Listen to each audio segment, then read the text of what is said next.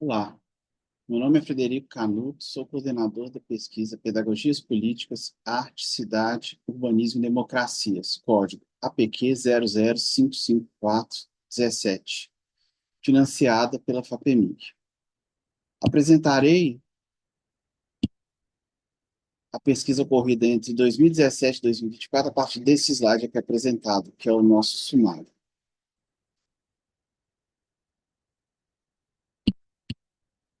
A pesquisa discutiu e propôs práticas pedagógicas que tiveram um espaço socialmente vivido como território de discussão, disputa e negociação cotidiana junto a organizações escolares e outras de escala local, como organizações de bairro, bem como também com instituições de arte coletiva artísticos e ativistas.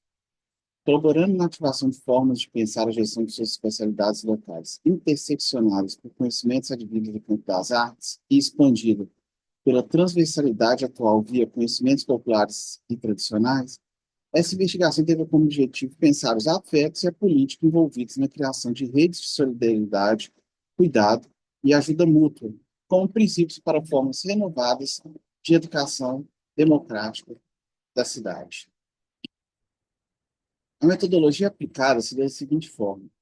Primeiramente, foram feitos levantamentos de intervenções e ações a partir do campo das artes que tem relação com a cidade, tendo em vista as organizações sociais com as quais trabalhamos, escolas, movimentos de bairro e instituições de arte, de forma a construir um banco de dados para debates e discussões. O objetivo foi, na relação entre essas organizações socioespaciais e as práticas da arte que ocorrem fora do campo do museu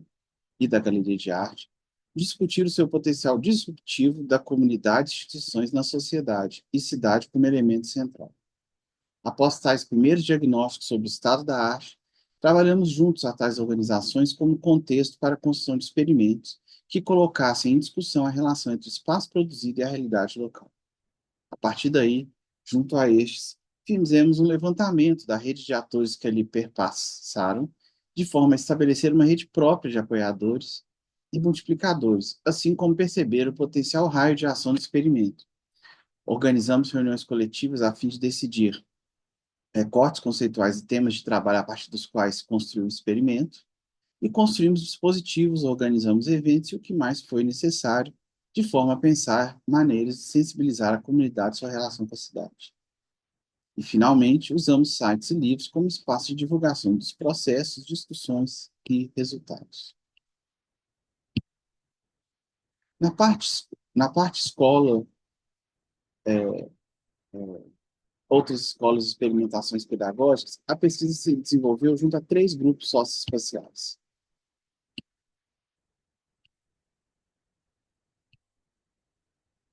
Primeiramente, iniciamos na escola, durante as ocupações ocorridas em 2016, sendo que nosso primeiro trabalho foi feito junto à escolas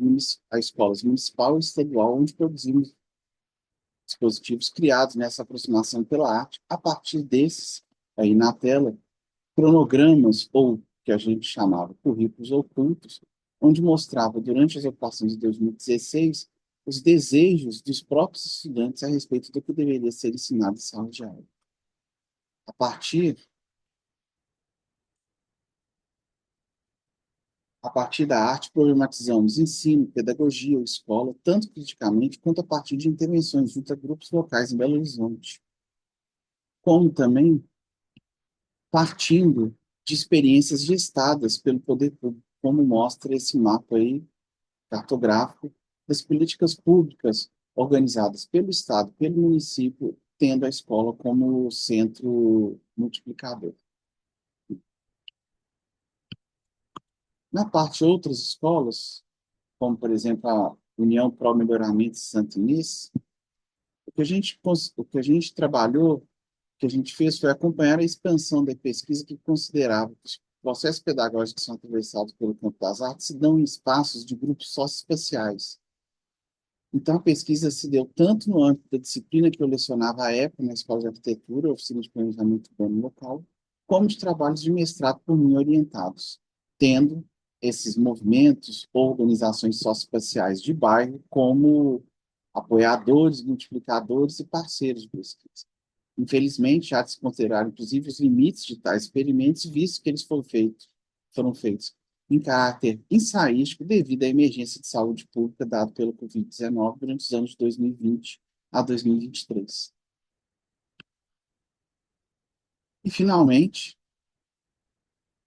em experimentações pedagógicas, abordamos as instituições de artes e seus projetos educativos, coletivos e artísticos, movimentos sociais locais, entre outros, inclusive problematizando o momento em que tal aproximação foi feita, foi possível de ser feita. Foi justamente durante a pandemia de Covid entre os anos 2020 e 2023. Nesse contexto, eu fiz parte de dois experimentos.